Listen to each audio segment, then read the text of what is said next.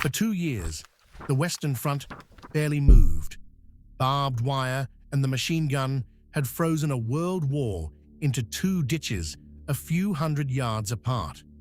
Then, one September morning, a machine crawled out of the smoke toward the German line, and the war got its first glimpse of how it would end.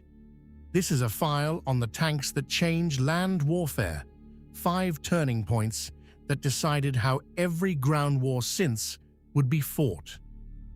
A tank that learned to swim, launched into a heavy sea off a hostile beach. A steel spearhead that broke an army loose from the hedgerows and did not stop until the Danube. And a 30-year standoff won by a tank that never fired a shot at the enemy it was built to stop. Number 5 begins in a jungle the experts swore no tank could enter. The planners called Vietnam a war with no place for tanks. Jungle canopy, monsoon mud, rice paddies that swallowed trucks whole. The armor went anyway. South Vietnamese crews had already been bolting extra guns and gun shields onto the M113 carrier, turning a battlefield taxi into a fighting vehicle. The Americans copied it, called it the ACAV, and the 11th Armored Cavalry, the Black Horse Regiment, rode them into country the maps had written off, their vehicles fitted out before they ever shipped, at Fort Meade in Maryland. And when the Army studied its own war, the official conclusion cut against everything the experts had said.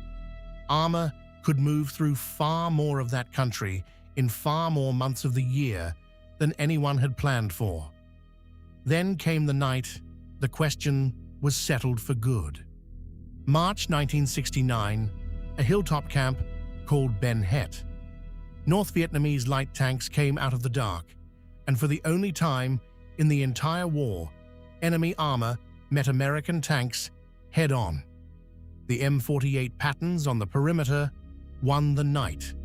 The Sheridan had arrived that same winter, an aluminum-hulled tank light enough to drop from an aircraft, carrying a gun unlike anything else in the field. It struggled with mines and with its own ammunition, and crews learned its limits the hard way. Vietnam taught the Army that armor could adapt to a war with no front line at all. The machines that came after were built on that lesson. After the Second World War, every army kept 3 kinds of tank: light ones to scout, mediums to fight, and heavies to break the line. Building 3 of everything strained every budget it touched, and by the late 1950s, American designers bet on a single machine that could do it all.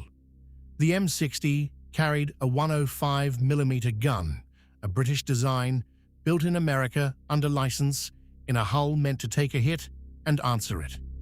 The Army called the idea a main battle tank.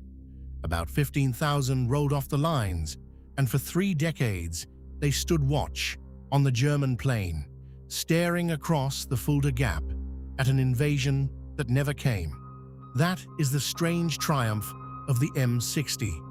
It was built for the biggest tank battle in history, and its greatest victory is that the battle never happened. The fighting it did see came under another flag, in the Middle East tank battles of 1973. And when American Marines breached the minefields of Kuwait in 1991, the tank leading many of those lanes was still the M60, 30 years after the first one was delivered. One machine, one job, held for a generation. Armor has kept the shape of the main battle tank ever since. America entered the Second World War needing a tank it could build by the tens of thousands and ship across 2 oceans. The answer came off automobile production lines, the M4 Sherman. By the end of the war, nearly 50,000 had been built. On paper, the matchup looks uneven.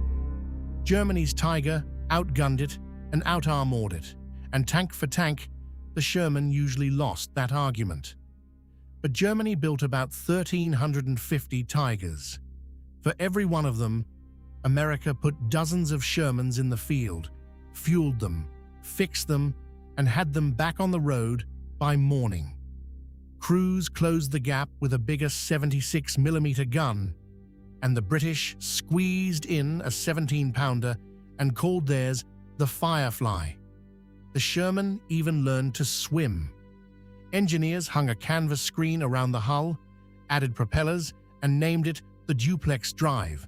On D-Day, one battalion launched 29 of them into a heavy swell off Omaha Beach. 27 went down before they reached the sand. 2 swam through. 3 more were carried in by their landing craft, and 5 tanks held that flank. The Sherman won on arithmetic. It was the tank that was always there, always running, always replaced by morning. Numbers became a weapon, and the Sherman is how America wielded it. By the spring of 1940, Germany had massed its tanks into panzer divisions, whole formations of armor with their own infantry, their own artillery, and air support overhead. France, holder of one of the largest armies on Earth, fell in about 6 weeks. Every general on both sides took the same note. The tank had stopped being a support weapon. America's answer was the Armored Division, and it fielded 16 of them. In late July 1944, Operation Cobra blew a hole in the German line in Normandy, and the divisions poured through. 2nd Armored, Hell on Wheels. 3rd Armored, Spearhead. Within a month, the front had moved farther than 4 years of the First World War had managed, and Paris was free by the 25th of August. The day after Christmas 1944, tanks of the 4th Armored Division broke through to the encircled paratroopers at Bastogne. By spring, the divisions were across the Ruhr River, past the Rhine, and driving for the Danube. In April 1945, the pocket they helped close around the Ruhr Valley took the surrender of more than 300,000 German soldiers. Massed armor had erased the front line. From then on, ground wars would be measured in breakthroughs and encirclements, in how fast steel could move. The formation, as much as any single machine, changed land warfare for good. Number 1 is the machine that started all of it, the first tanks of the First World War. In 1915, with the Western Front locked solid, a British committee began work on an armored landship that could crush wire and cross a trench under fire. Winston Churchill put Admiralty money behind it when almost nobody else believed in it. The project needed a cover, so the story went out that the factory floors were building mobile water tanks. The name stuck. On the morning of September 15, 1916, at Flers on the Somme, the first tanks in history went into battle. Around 49 machines had been sent forward. Barely half were still moving when the attack began, and fewer crossed into the German line. They moved at the pace of a walking man. 8 crewmen sealed inside with the heat and the engine fumes, nearly blind, and for the first hours, the defenders had nothing prepared to meet them. A year later, the experiment became a doctrine. At Cambrai, in November 1917, more than 400 tanks rolled forward together for the first time, and positions nobody had broken before fell in hours. Back in Britain, church bells rang for a victory for the first time in the war. France built the other half of the future. The Renault FT was small, crewed by 2, with its gun in a turret that turned a full circle, driver in front, engine in the rear. Nearly every tank in any army has followed that layout ever since. The Americans learned the new trade fast. At Camp Meade in Maryland, the young tank corps drilled on machines like these. George Patton opened the American Tank School in France and led the 1st Tank Brigade into battle at Saint-Mihiel in September 1918. Dwight Eisenhower spent that same year training tank crews in Pennsylvania. 2 decades later, those two names would run the greatest armored war ever fought. In 1920, Congress folded the tank corps into the infantry, and the tank nearly vanished from the American Army. It survived because the men who had ridden the first ones refused to let the idea die. Every machine in this file, every breakthrough, and every standoff traces back to a secret that crawled out of the smoke at Flers, disguised as a water tank. 5 turning points. Armor that learned a jungle war with no front line. A guardian that won its battle by waiting. A swimmer built for one morning in the surf. A formation that turned tanks into a tide. And a rumor called a water tank that changed land warfare forever. That seals this file, but the vault runs deep, and the next one's already on my desk.